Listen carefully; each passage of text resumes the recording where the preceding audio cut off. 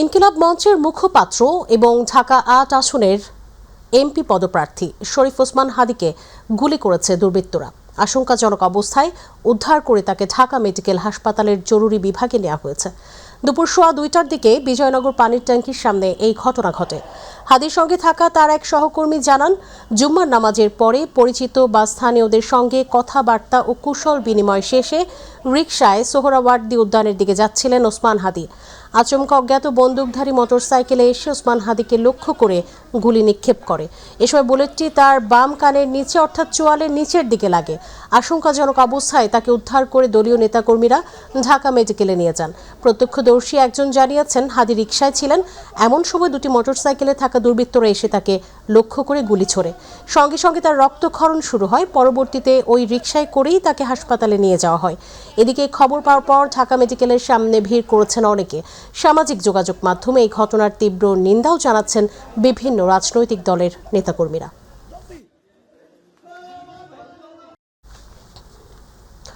ত্রয়োদশ জাতীয় সংসদ নির্বাচনকে সামনে রেখে সারা দেশে কাজ শুরু করেছেন নির্বাহী ম্যাজিস্ট্রেটরা। আচরণবিধি প্রতিপালনের জন্য ভোট গ্রহণের দুদিন পর পর্যন্ত তারা দায়িত্ব পালন করবেন। এর আগে বৃহস্পতিবার নির্বাচনের তফসিল ঘোষণার পর দিন থেকে দেশের প্রতিটি উপজেলা ও থানায় 2 জন করে নির্বাহী ম্যাজিস্ট্রেট নিয়োগের সিদ্ধান্ত নেয় নির্বাচন কমিশন। ইসি নির্বাচন পরিচালনা শাখার উপসচিব মোহাম্মদ মনির হোসেনের সই করা সংক্রান্ত এক চিঠিতে জনপ্রশাসন মন্ত্রণালয়ের সিনিয়র সচিবকে পাঠানো হয়। উল্লেখ্য, বৃহস্পতিবার সন্ধ্যায় ত্রয়োদশ জাতীয় সংসদ নির্বাচন ও গণভোটের তফসিল ঘোষণা করা হয়েছে। এদিন সন্ধ্যায় জাতির উদ্দেশ্যে ভাষণে নির্বাচন ও গণভোটের তফসিল ঘোষণা করেন প্রধান নির্বাচন কমিশনার AMM নাসির উদ্দিন। ঘোষিত তফসিল অনুযায়ী আগামী বছরের 12 ফেব্রুয়ারি ভোট গ্রহণ অনুষ্ঠিত হবে।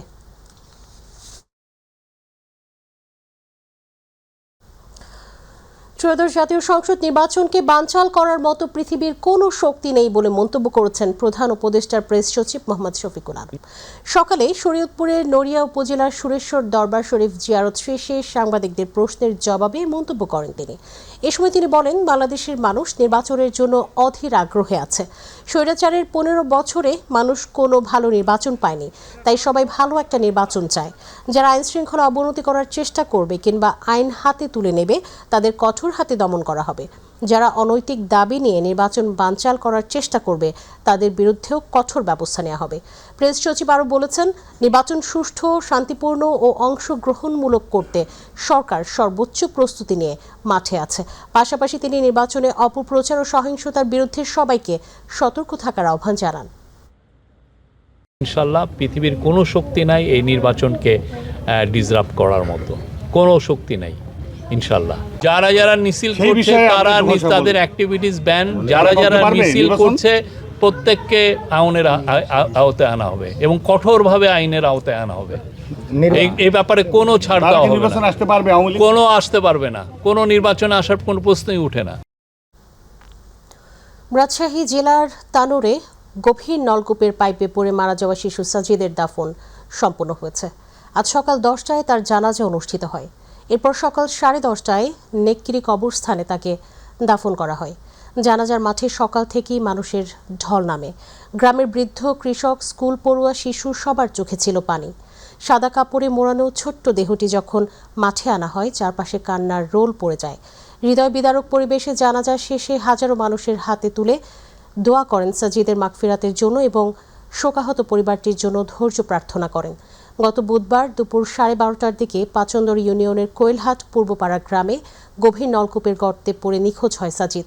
ফায়ার সার্ভিসের কর্মীরা অক্লান্ত পরিশ্রম করে চেষ্টার পর 45 ফুট মাটি খনন করে বৃহস্পতিবার রাত 9টার দিকে তাকে উদ্ধার করে। পরে তানোর উপজেলা স্বাস্থ্য কমপ্লেক্সে নেওয়া হলে চিকিৎসক সাজিদকে মৃত ঘোষণা করেন। দুর্নীতি, সক্ষমতা ও অবকাঠামোগত সংকটের কারণে আন্তর্জাতিক বাজারে প্রতিযোগীদের সঙ্গে পিছিয়ে পড়েছে বাংলাদেশ। কমছে বিনিয়োগ ও জিডিপি, এমন মন্তব্য করেছেন প্রধান উপদেষ্টার আন্তর্জাতিক বিষয়ক বিশেষ দূত লুৎফি সিদ্দিকী। সকালে চট্টগ্রামে ICMAB আয়োজিত অর্থনৈতিক সেমিনারে তিনি বলেন, ভিয়েতনাম একই পোশাক উৎপাদনে শ্রমিককে 50% বেশি বেতন দিয়ে 50% বেশি মুনাফা করছে, কিন্তু সক্ষমতা অবকাঠামোগত ঘাটতির কারণে বাংলাদেশ সেই জায়গায় পিছিয়ে আছে। অর্থনৈতিক সংস্কার ছাড়া সামনে এগোনোর বিকল্প নেই বলেও মন্তব্য করেন তিনি। অনুষ্ঠানে জাতীয় রাজস্ব বোর্ডের চেয়ারম্যান আব্দুর রহমান খান বলেন, কর অব্যাহতির ক্ষমতা এখন আর এনবিআর এর হাতে নেই। ভবিষ্যতে কর ছাড়ের সিদ্ধান্ত নেবে জাতীয় সংসদ। ভ্যাট ও আয়কর থেকে রাজস্ব আহরণ বাড়ানোর গুরুত্ব দেওয়ার কথাও জানান তিনি। দুর্নীতি কমাতে কাস্টমস ও সংশ্লিষ্ট সংস্থাগুলোকে দ্রুত ডিজিটালাইজেশনের আওতায় আনার কথাও জানান এনবিআর চেয়ারম্যান। মানে হলো আমি শুধু টাকা ছাপাবো, ইনফ্লেশন বাড়তে থাকবে, ঋণ বাড়তে থাকবে, সুদের হার কখনো কমবে না। তো এই জন্য এটা নিয়ে বিতর্কের কিছু নাই। এফডিআই দরকার আমাদের, যে এতদিন আসছে না, এটা একটা লজ্জার ব্যাপার।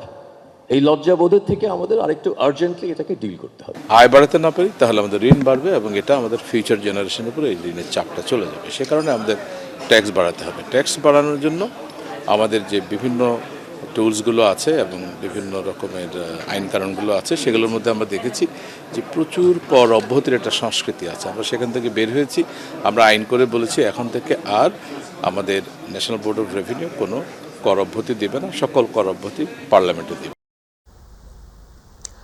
কেন্দ্রীয় বিএনপির প্রচার সম্পাদক ও টাঙ্গাইল ৫ আসনের বিএনপি মনোনীত এমপি পদপ্রার্থী সুলতান সালাউদ্দিন টুকু বলেছেন, এদেশের মানুষ গণতন্ত্রের সুবাতাস পাওয়া শুরু করেছে। গতকাল নির্বাচনের তফসিল ঘোষণা করেছে। বিএনপির এই নির্বাচনের তফসিলকে স্বাগত জানায়। বাংলাদেশের মানুষ আশ্বস্ত হয়েছে, আগামী 12 ফেব্রুয়ারি মানুষ একটি নিরপেক্ষ নির্বাচন আশা করে। কারণ 14 সালে, 18 সালে ও সর্বশেষ 24 সালে দেশের জনগণ ভোট দিতে পারেনি। দিনের ভোট রাতে শেষ হয়ে গেছে। দুপুরে টাঙ্গাইলের সন্তোষের দরবার হলে মাওলানা ভাসানীর 145তম জন্মবার্ষিকী উপলক্ষে আলোচনার সভা ও দোয়া মাহফিলে প্রধান অতিথির বক্তব্যে তিনি এসব কথা বলেন।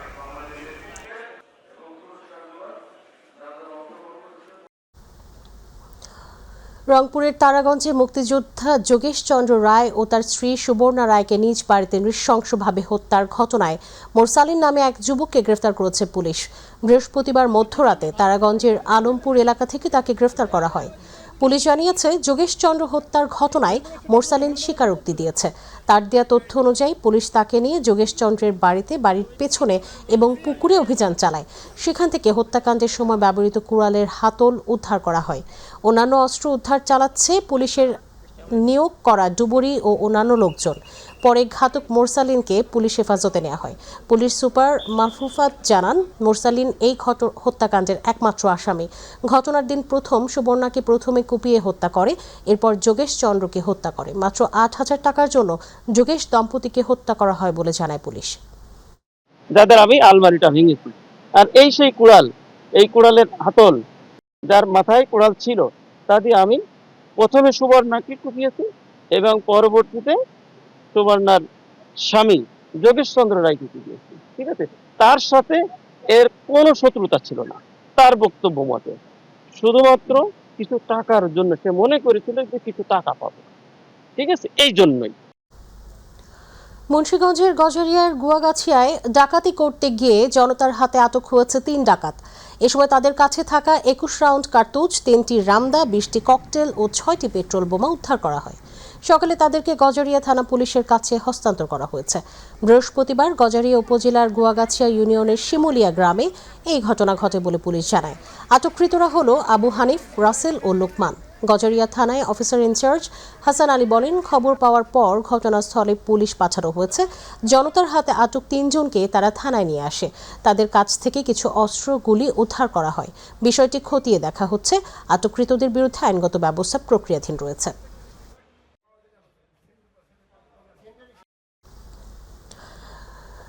চট্টগ্রামের বাজারে শীতকালীন সবজি আসতে শুরু করলেও দাম কমেনি, বরং বেশিরভাগ পণ্যের দাম স্থিতিশীল থাকলেও কিছু পণ্যে বেড়েছে উল্লেখযোগ্য পরিমাণে।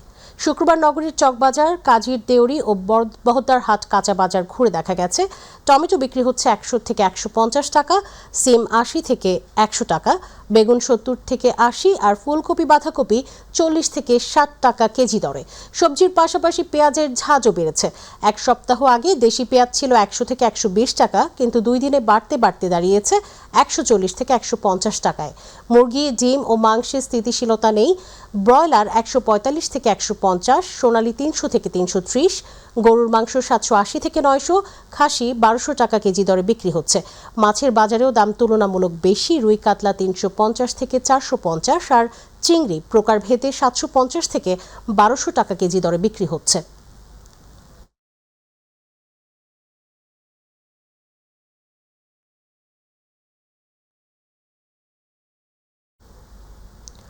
কুড়িগ্রামের বাজারে মুড়ি কাটা নতুন পেঁয়াজ এবং পাতা পেঁয়াজ আসলেও ভারত থেকে আনা এলসি পেঁয়াজের দাম 1 টাকাও কমেনি। বাজারে প্রতি কেজি এলসি পেঁয়াজ 130 থেকে 140 টাকা দরে বিক্রি হচ্ছে। মুড়ি কাটা পেঁয়াজ 90 থেকে 100 টাকা এবং পাতা পেঁয়াজ প্রতি কেজি 40 টাকা দরে বিক্রি হচ্ছে। ব্যবসায়ী ও ক্রেতারা অনেকে এই দাম না কমার পেছনে সিন্ডিকেটকে দায়ী করছেন। অন্যদিকে বাজারে নতুন আলু আসায় দাম কমেছে পুরাতন আলুর। নতুন আলু কেজি প্রতি প্রকারভেদে 7 টাকা, হল্যান্ডার আলু 35 থেকে 25 টাকা কেজি দরে বিক্রি হচ্ছে। তবে দাম কমে শীতকালীন সবজি বিক্রি হচ্ছে। ফুলকপি 30, সিম 40, পাতাকপি 20, বেগুন 30, মূলা 10 টাকা কেজি দরে। এদিকে 100 ডিম 800 থেকে 820 টাকা দরে বিক্রি হচ্ছে। মুরগির দাম কেজিতে 20 টাকা কমেছে।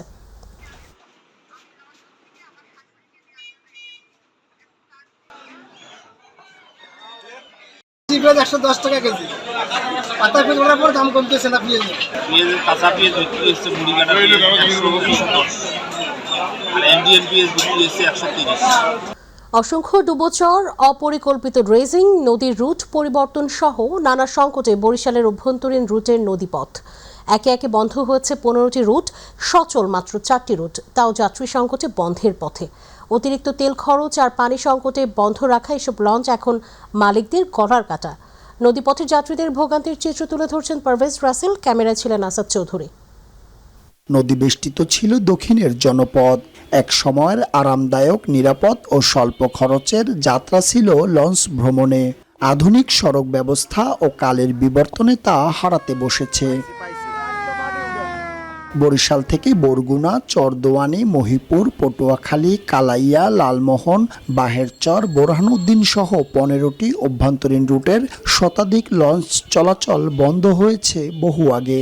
বর্তমানে বরিশাল ভোলা, মজু চৌধুরীর হাট ও লক্ষ্মীপুর রুটে মাত্র 6টি লঞ্চ চলাচল করলেও নাব্য সংকটে যে কোনো সময় বন্ধ হয়ে যাবে এই লঞ্চগুলো। এই নদীটা ভরাট হয়ে যাওয়ার কারণে আমাদের যাতায়াতে ব্যাপক সমস্যা হয়। এই শীত মৌসুমে মেঘনা নদীতে সৃষ্টি হয়েছে অসংখ্য ডুবোচর। বিগত দিনে আমরা দেখেছি যে ড্রেজিংগুলো হয়েছে, আসলে এগুলোর কোনো সাস্টেন্ট হয় নাই। এই ডুবোচরের কারণে আমাদের লঞ্চগুলো বিলীন হয়ে যাইতেছে। ঠিক মতন যদি ড্রেজিং করে তাহলে আমাদের এই জাহাজগুলো চলতে পারবে। ড্রেজিং নিয়ে হতাশার কথা বলেন এই লঞ্চ মালিক। কর্তৃপক্ষের কাছে জানাইছি যে আপনারা ড্রেজিং করেন, তারপরে ড্রেজিং করতেছি কিন্তু ড্রেজিং হয় না। যাত্রীরাও কষ্ট পাইতেছে আর আমাদেরও আর্থিকভাবে আমরা সাংঘাতিকভাবে এই এই 2টা জাহাজের প্রায় 30 জন স্টাফ, এদের বেতন আমার গুনতে হইতেছে। নদীর পলির কারণে ড্রেজিং কার্যক্রম ব্যাহত হচ্ছে বলে জানালেন নির্বাহী প্রকৌশলী। মৌলভীরাজ যে পয়েন্টটা, এটা নৌরুট ছিল, খুব প্রাচীন নৌরুট, এবং সেই নৌরুটটাকে আমরা অ্যাক্টিভ করার জন্য চেষ্টা করছি। উপদেষ্টা মহোদয়ের ব্যক্তিগত ইচ্ছাও এখানে আছেন, যেহেতু উনি দেখেছেন বা জেনেছেন যে এখানে যখন একসময় নৌপথ ছিল, নৌযান গিয়েছে, তো সেই ইচ্ছাটা আসলে আমরা কিছুটা পূরণ করছি, পাশাপাশি এই নৌরুটটা ওপেন করে দিচ্ছি। শীত মৌসুম এলেই অসংখ্য ডুবোচর বাড়িয়ে দেয় নদীপথের বাড়তি ঝুঁকি।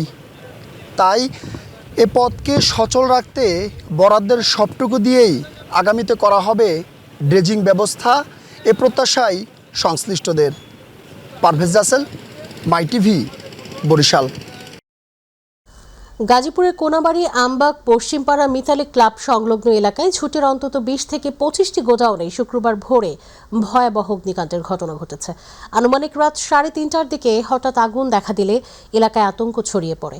ফায়ার সার্ভিসের কর্মকর্তারা জানিয়েছেন, আগুন লাগার খবর তারা রাত 3:40 মিনিটে পান এবং মাত্র 8 মিনিট পর 3:48 ঘটনাস্থলে পৌঁছান। নেভানোর চেষ্টা শুরু করেন। কোনাবাড়ির 2টি ও সারাবোর 3টি মিলে মোট 5টি ইউনিট অভিযান চালায়। দীর্ঘ 2 ঘন্টার চেষ্টায় আগুন আংশিক নিয়ন্ত্রণে আনা সম্ভব হয়। তবে ফায়ার সার্ভিস জানিয়েছে, আগুন এখনও পুরোপুরি নিয়ন্ত্রণে আসেনি এবং সম্পূর্ণ নির্বাপনে আরও অন্তত 1 ঘন্টা সময় লাগবে। অগ্নিকাণ্ডের উৎস এবং কারণ তদন্ত সাপেক্ষে বলে জানিয়েছে ফায়ার সার্ভিস। যশোরের মনিরামপুরে 2টি ব্যবসা প্রতিষ্ঠানে অভিযান চালিয়ে 1 লাখ টাকা জরিমানা আদায় করেছে জেলা ভোক্তা অধিদপ্তর। বৃহস্পতিবার আজমেরে বেকারি ও সাতক্ষীরা ঘোষ ডেইরিতে এই অভিযান পরিচালনা করা হয়। অভিযানের সময় আজমেরে বেকারিতে বিভিন্ন সমস্যা দেখিয়ে 50,000 টাকা জরিমানা করে। অপরদিকে সাতক্ষীরা ঘোষ ডেইরিতে 1 কেজি দইতে 600 গ্রাম দেওয়ার অপরাধে 50,000 টাকা জরিমানা করা হয়। অভিযানে জেলা ভোক্তা অধিদপ্তরের সহকারী পরিচালক সেলিমুজ্জামান সহ প্রশাসনের বিভিন্ন দপ্তরের কর্মকর্তারা উপস্থিত ছিলেন।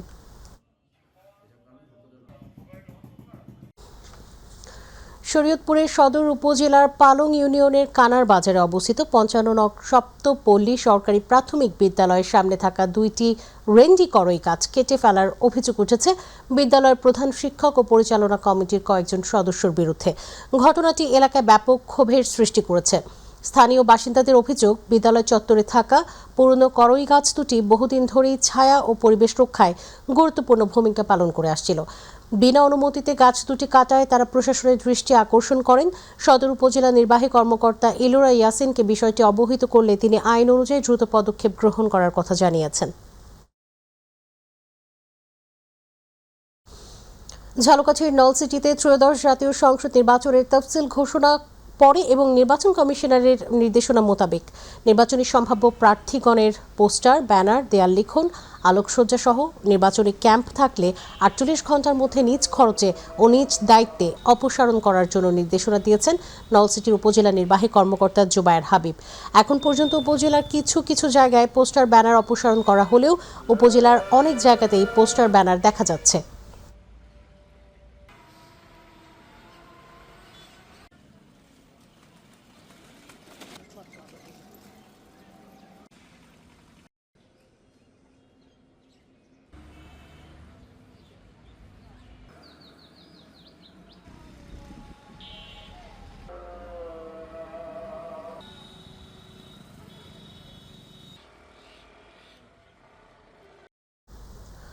নড়াইলের লোহাগড়া উপজেলা নির্বাহী কর্মকর্তা শাম্মী কায়সার যোগদান করার পর উপজেলার সকল দপ্তরের কর্মকর্তাদের সাথে মতবিনিময় সভা হয়েছে।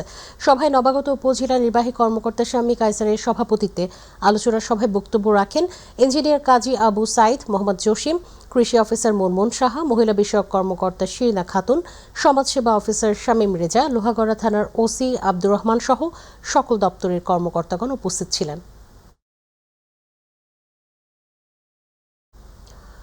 বরিশালে মান্তা সম্প্রদায়ের জেলে নারীদের সাথে নবাগত উপজেলা নির্বাহী কর্মকর্তা মঞ্জুরা মোশাররফের মতবিনিময় সভা হয়েছে। সদর উপজেলার হলরুমে চন্দ্রদ্বীপ ডেভেলপমেন্ট সোসাইটির নির্বাহী পরিচালক শামিয়া আলীর সভাপতিত্বে বক্তব্য রাখেন উপজেলা সমাজসেবা কর্মকর্তা শারমিন সুলতানা, সাংবাদিক সাইদুর রহমান পান্থ, শাসের নির্বাহী পরিচালক রাশেদ খান, সেন্ট বাংলাদেশের উপপরিচালক আহসান মুরাদ চৌধুরী, সাংবাদিক কাজী রাব্বি, মাই টিভির বরিশাল প্রতিনিধি পারভেজ রাসেল সহ আরও অনেকে।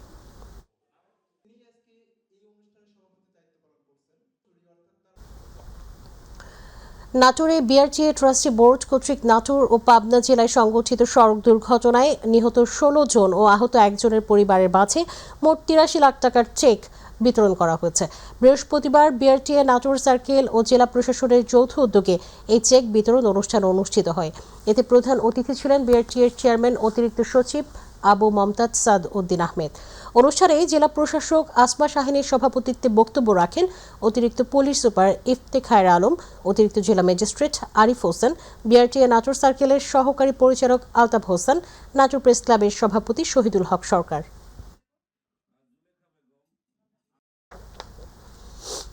ত্রয়োদশ জাতীয় সংসদ নির্বাচনের তফসিল ঘোষণাকে স্বাগত জানিয়ে ঝালকাঠির নলসিটিতে আনন্দ মিছিল করেছেন উপজেলা বিএনপি ও অঙ্গ সহযোগী সংগঠনের নেতাকর্মীরা। গতকাল আনন্দ মিছিলটি পৌরসভার বিভিন্ন সড়ক প্রদক্ষিণ করেন, একটি পথসভা হয়। এ সময় উপজেলা বিএনপির সভাপতি আনিসুর রহমান হেলাল খান, উপজেলা জেলা স্বেচ্ছাসেবক দলের আহ্বায়ক তৌহিদ আলম মান্না, উপজেলা স্বেচ্ছাসেবক দলের সদস্য সচিব সাইদুল কবির রানা, উপজেলা ছাত্রদল সদস্য সচিব সুজন খান, উপজেলা যুবদল যুগ্ম আহ্বায়ক জিয়াউল কবির মিঠু সহ বিভিন্ন পর্যায়ের নেতাকর্মীরা উপস্থিত ছিলেন।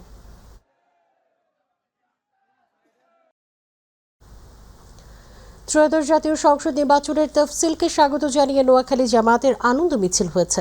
চৌমুহনী শহর জামায়াতের আয়োজনে তফসিল ঘোষণার পর তাৎক্ষণিক আনন্দ মিছিলে উপস্থিত ছিলেন নোয়াখালী জেলা জামায়াতের শিক্ষা ও সংস্কৃতি বিষয়ক সম্পাদক নাসিমুল গনি চৌধুরী মহল, চৌমুহনী পৌর জামায়াতের আমির জসিমউদ্দিন, সাধারণ সম্পাদক মিজানুর রহমান, ইসলামী ছাত্র শিবিরের সাবেক জেলা সভাপতি মশিউর রহমান ফাহাদ সহ অনেকে।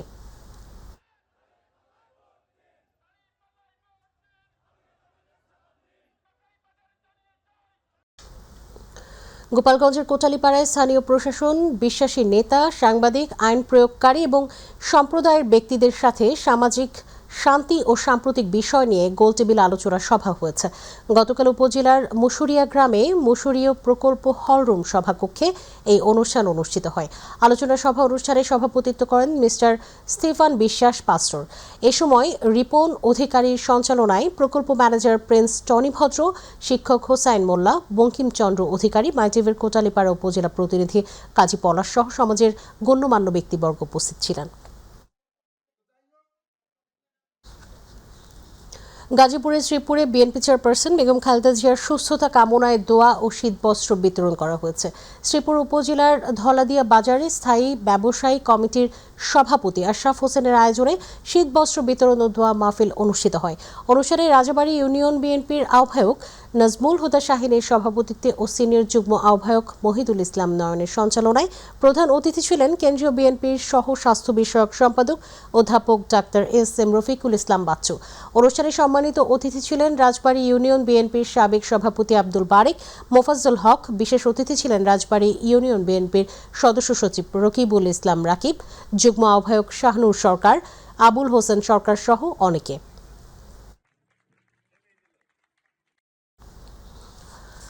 পাবনায় পাবনাস্থ রাজশাহী বিশ্ববিদ্যালয়ের প্রাক্তন ছাত্রদের মিলন মেলা অনুষ্ঠিত হয়েছে।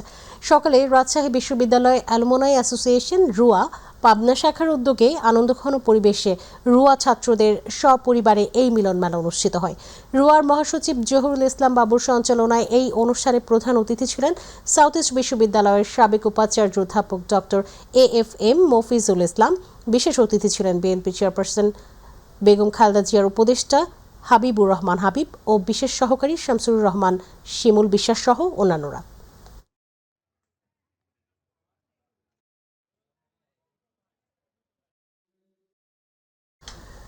4 শতাধিক লেখকের অংশগ্রহণে ভোলার মনপুরা উপজেলায় হয়ে গেল লেখক ভ্রমণ। গতকাল সন্ধ্যায় ঢাকার সদরঘাট থেকে মনপুরার উদ্দেশ্যে বিলাসবহুল নৌযান ছেড়ে এসে আজ সকাল 8টায় মনপুরা এসে পৌঁছায় লেখকবাহী জাহাজটি। বাংলা সাহিত্যের জনপ্রিয় লিটল ম্যাগাজিন লোকের আয়োজনে দেশের বিভিন্ন অঞ্চলের লেখকরা এই ভ্রমণে অংশ নেন। ভাসমান জাহাজে লেখকরা কবিতা পাঠ ও স্বরচিত লেখা পাঠে মেতে ওঠেন। এছাড়াও জাহাজে রাতে লাইভ কনসার্ট ও সাংস্কৃতিক অনুষ্ঠানের আয়োজন করা হয়। এ সময় দেশে প্রথমবারের মতো নদীপথে বইমেলা অনুষ্ঠিত হয়।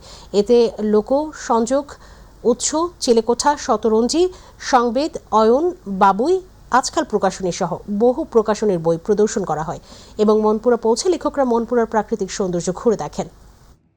নোয়াখালীর 9 উপজেলায় মাঠ জুড়ে আমন ধানের বাম্পার ফলন হয়েছে। আবহাওয়া অনুকূলে থাকায় লক্ষ্যমাত্রা নির্ধারণ করা হয় 1,37,600 হেক্টর জমি, কিন্তু লক্ষ্যমাত্রা ছাড়িয়ে চাষ করা হয়েছে 1,91,722 হেক্টর জমিতে। সংশ্লিষ্টরা বলছেন কৃষিতে এক নীরব বিপ্লব ঘটেছে, তবে কৃষি পণ্যের মূল্য বৃদ্ধি পাওয়ায় প্রত্যাশিত মুনাফা ঘরে তুলতে পারছেন না কৃষকরা। নোয়াখালী প্রতিনিধি ইউনুস শিকদার বাহারের তথ্যে আফজাল হোসেনের রিপোর্ট। মাথা উঁচু করে দাঁড়িয়ে আছে ধান গাছ, যেন সগৌরবে ঘোষণা দিচ্ছে নোয়াখালীর কৃষকদের সফলতার গল্প। জেলার 9টি উপজেলায় গেল 1 দশকের মধ্যে আমন ধানের সর্বোচ্চ ফলন হয়েছে। এতে কৃষকদের মুখে হাসি ফিরেছে। তবে সার, বীজ, কীটনাশক সহ শ্রমিক মজুরির দাম বেড়ে যাওয়ায় চাষাবাদের ব্যয় বেড়েছে আগের তুলনায় অনেক বেশি। এই বাড়তি খরচে কৃষকদের মুখে হতাশার ছাপ ফুটে উঠেছে। 10 বছরের তুলনায় এবছর ধান ফসল ভালো হয়েছে। 1 একর জমির আমন ধান চাষ করছি, 100 মনের উপরে ফসল হয়েছে। আমন ফসলের বাম্পার ফলন হয়েছে। স্বল্প মেয়াদী ধান, যেহেতু 120 দিনের ধান, যার কারণে আবহাওয়া ভালো ছিল, আমরা গড়ে তুলতে পেরেছি। অনেক ভালো ধান হয়েছে। প্রতি একর ধানে 80 মনের উপরে হইব। এবছর যে ধান হয়েছে আর অন্যান্য বছর এই ধান হয় নাই। আবহাওয়ার উপকূল সুস্থ থাকার, ভালো থাকার কারণে ইনশাল্লাহ আমাদের সুবর্ণচর উপজেলায় প্রতি একর জমিনে আমরা ইনশাল্লাহ 52 ধান হোক, স্বর্ণা ধান হোক, 65-70 উপরে পর্যন্ত আমরা ফসল পাইতেছি। জেলার কৃষি বিভাগ কৃষকদের সহযোগিতা ও নিয়মিত পরামর্শ দিয়ে উৎপাদন বাড়াতে কাজ করে যাচ্ছে। ইতিমধ্যে কৃষকরা সংগ্রহকৃত আমন বিক্রি কার্যক্রম শুরু হয়েছে এবং বাজার মূল্য যথেষ্ট পরিমাণে বাজার মূল্য পাচ্ছে। আশা করি এই আবাদ আগামী দিনগুলোতে আরো বৃদ্ধি পাবে। আমাদের এবার যে কৃষি জমিগুলো ছিল আমরা প্রত্যেকটা সময় তদারকি করেছি, মাঠ পর্যায়ে গিয়েছি। আমাদের উপসহকারী কৃষি কর্মকর্তাগণ তাৎক্ষণিক সার্বক্ষণিকভাবে আমাদের কৃষকদের সাথে ছিলেন এবং রোগবালাইয়ের ব্যাপারে তাদেরকে যথেষ্ট সচেতন করেছেন। আবহাওয়া ভালো থাকায় কৃষকরা সোনালী ধান ঘরে তুলতে পেরেছে এবার, তবে ধানের ন্যায্য মূল্য পাওয়া নিয়ে আশঙ্কা থেকেই যাচ্ছে। আফজাল হোসেন, মাই টিভি।